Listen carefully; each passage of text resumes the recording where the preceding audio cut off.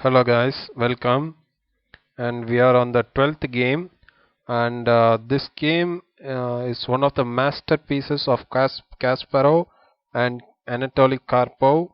Both are former world champions, and this game was played in the world champion match in the round 24 at Moscow in Russia, November 1985. This game is uh, one of the best masterpieces of the both ex-world champions. The opening is Sicilian defense, Scandinavian variation, and the lesson in this game is prepare your counter attack. And it is that when your opponent has the initiative or launches a direct attack on one of your positions, it is often a good idea to upend their progress by mounting your own counter attack. For example, if your opponent is operating on the flank, then you might want to counter with a central attack. On a simpler level, if the enemy is attacking your king, you want to go after theirs. But before you can strike back, you need to locate a weakness in enemy's position. More than that, you must have your pieces in position to support the strike as soon as you see your opponent preparing to attack. You should not only organize possible defenses but also look for a way to fight back. After all, if the opponent has to use many pieces to carry out the attack, there must be some area of the board where his position isn't well defended. Kasparov in this game demonstrates the correct technique in the following game, cleverly stationing his rooks in position that will make for forceful retaliation later in the game. And in this game, Kasparov plays black and Karpov plays white. It is a Sicilian Scandinavian variation. Uh, with the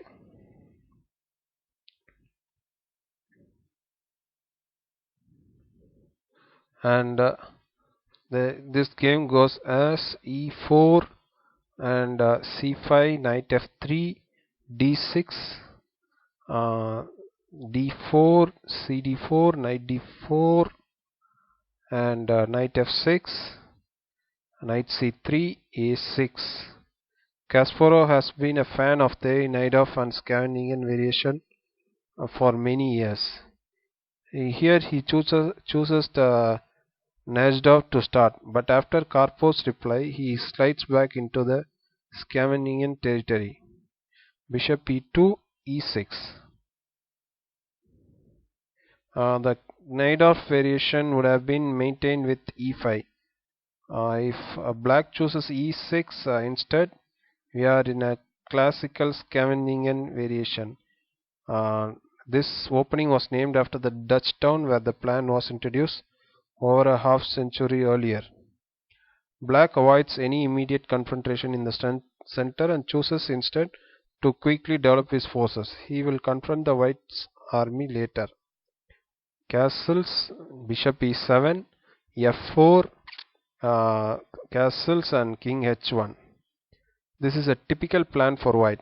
The king is moved off the dangerously open a7 g1 diagonal. In addition, the rook can slide to g1 to support a pawn storm on the king side. Because black's opening play isn't rather slow, is rather slow, white can afford to spend this move on king safety. And now queen c7. Uh, Queen c7. Black normally seeks counterplay on the c file in the Sicilian defense. It is clear that white will attack on the king side, while black will focus on the queen side. Of course, the center of the board is the most critical area, and both sides can take action there if the opponent isn't careful. And now a4. Black will not be allowed to play an early b5. Knight c6. Placing the knight at c6 is a typical of Scandinavian variation. In the Najdorf, the knight more often goes to d7. This Scandinavian is one of the most subtle openings. It is not appropriate for the beginning and intermediate players because it requires deep positional understanding to play correctly. Often players take up openings because their favorite players use them. But this is not a good idea. To play scanning correctly, you have to be very good strategist. Uh, in this game, you will see how complicated the strategic ideas are. It isn't a matter of calculation. The flexible structure leads to deep long-term thinking, where endgame knowledge often comes into play early in the game. Bishop e3, rook e8. This position had already been seen a couple of times in early stages between Karpov and Kasparov.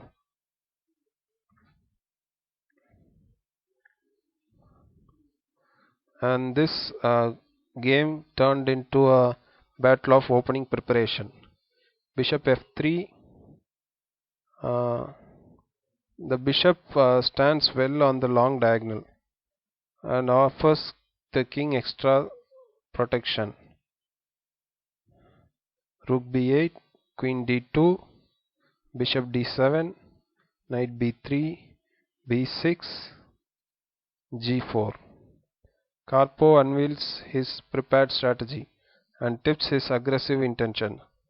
Objectively, this is the best move, but it isn't really in keeping with Karpov's style at the time. Bishop f2 had been his choice in earlier games. Bishop c8, black frees the d7 square so the knight can retreat. g5, knight d7, queen f2. At that time, this was considered an improvement on the retreat of bishop g2. Uh,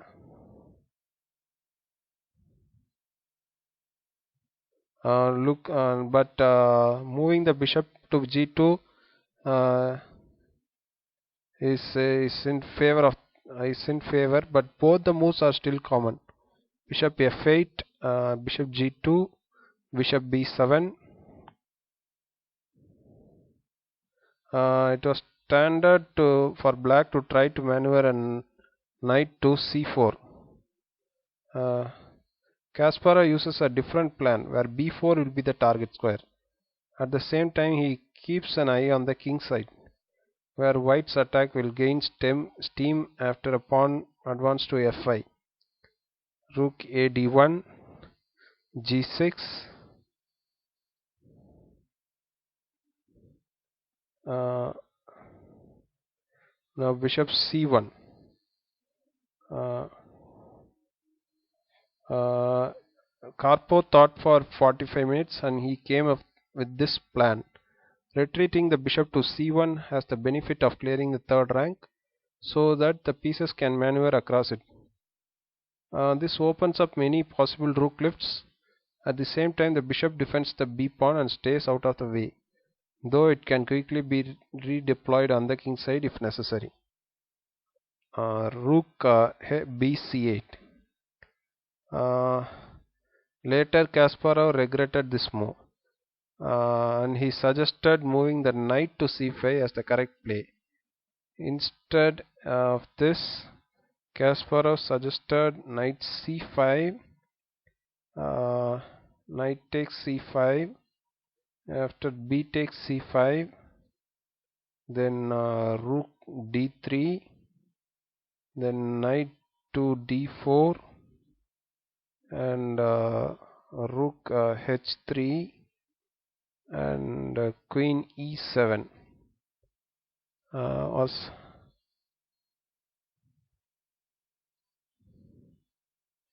and here the game may continue like knight to d1 and then f5 and gf6, queen f6, and knight e3, bishop g7, and knight g4, and queen e7, and with a good game for black. So, but the game didn't go this way. Instead of knight c5, Kasparov played rook bc8 and rook d3,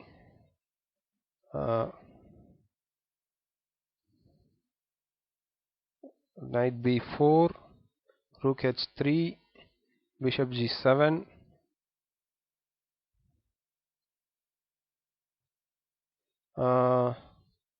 instead of bishop g7, black can put f5, also queen c4 is interesting. After rook h3, bishop g7, bishop e3,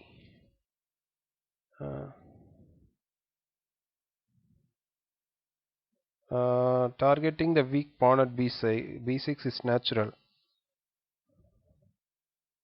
But Karpov can be forgiven for misreading the position. Kasparov's reply is a subtle move that no doubt came as a surprise.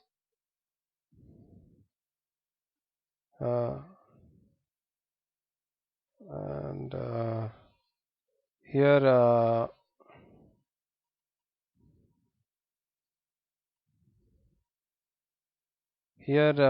instead of bishop e3, f5 can be played.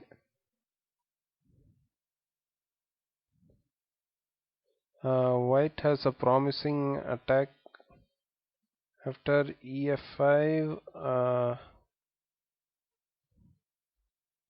and ef5. Now bishop g2, bishop takes g2 check, and king takes g2 certainly looks more pleasant for white. And if at all this after knight f8, now f6,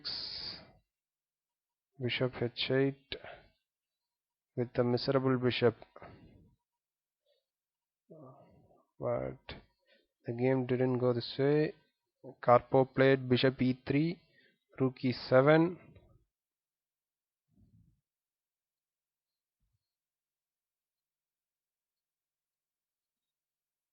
and the rook stands well at f7. If the f pawn is gone, the other rook will come to e6. When new weaknesses are formed, when the f7 pawn departs. These plans are based on the idea of properly timed advance of the f pawn to f5. King g1. The king will be safer on g1 because white owns the g1 a7 diagonal. Karpov takes time out to reposition it. Yet there is a hidden weakness at e3. The bishop has only a single defender. Rook c e8.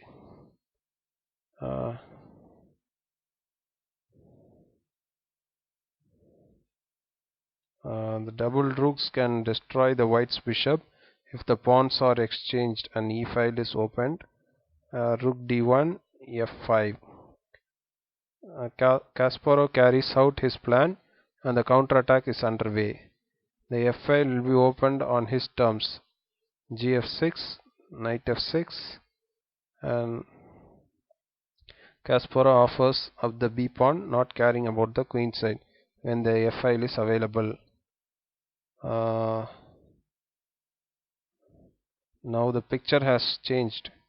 Kasparov is ready to switch from defense to offense using the f file, home of the white queen as the avenue of attack. Rook g3,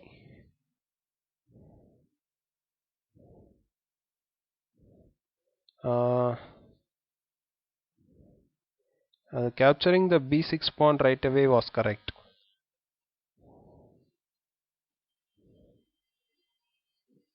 And then rook f7, bishop takes b6, queen b8. This is often the right home for the queen in this Scandinavian. Her role is to work the b8 h2 diagonal and also one of the queen side files. In this case, she also keeps an indirect eye on white's bishop at b6, bishop e3,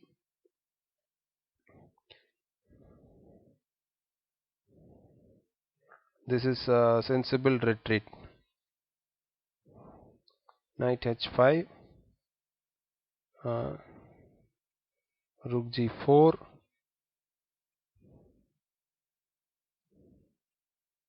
uh, then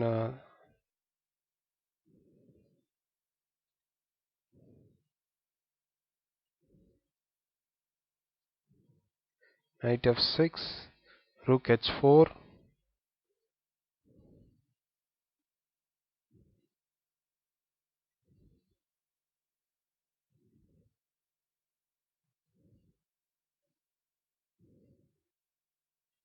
g5,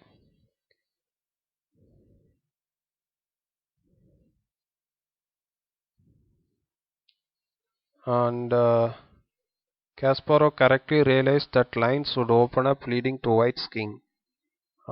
Considering that white has a queen, rook, and two bishops on the king side, this pawn sacrifice would seem to be suicidal for black. However, Kasparov has a trump card. The rook at f7 tracks the enemy queen at f2. When the pawn is captured, only the knight stands between them. Fg5 and now knight g4. The knight forks the queen and bishop. It cannot be captured. The rook at f7 also attacks the white queen. And after queen d2, knight takes c3, queen takes c3, knight takes c2, and queen b6,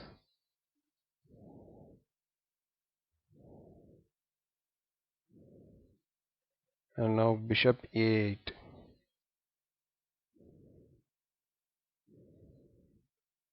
And this is the strategic decision is backed up by very precise calculation.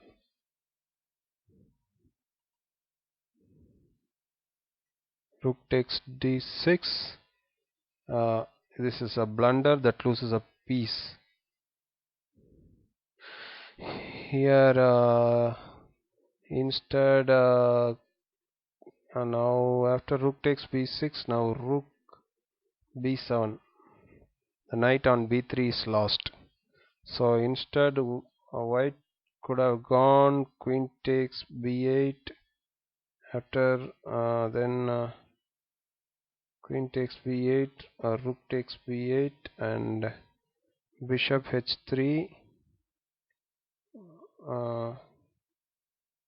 After bishop h3, rook e7, rook takes d6, rook takes b3, rook d8 check, king f7, rook takes, and now white has an extra pawn, but black rook on the 7th rank and the bishop on the long diagonal will lead to a win for black.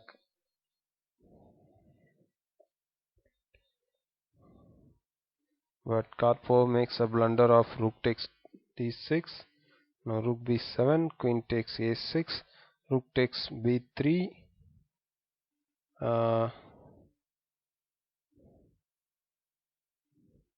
Here knight b4 would have been better as white can't save the rook at d6. But both moves are good enough to win.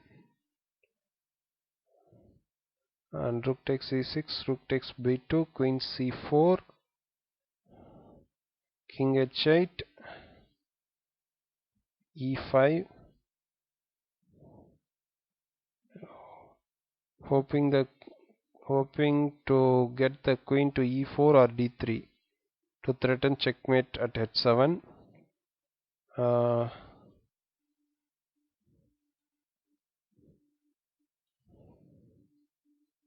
Rook takes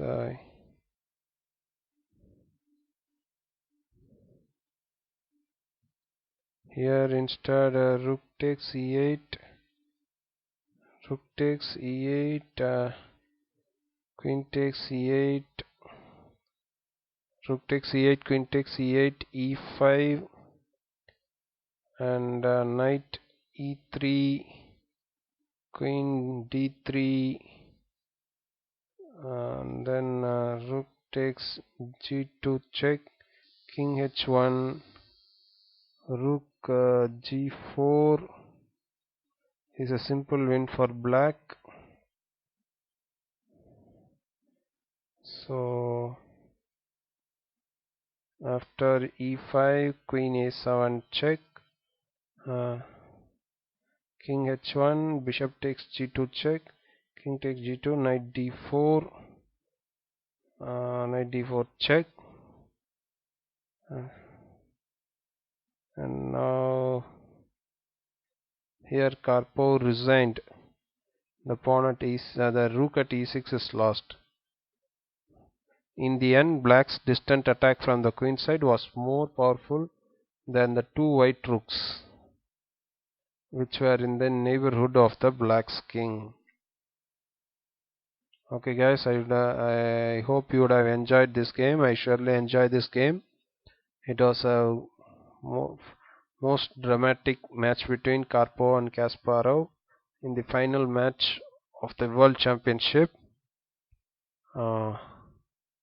Okay, I'll meet you in the next game with Kasparov and Karpov, played in the second round in 1990 USA. Thank you.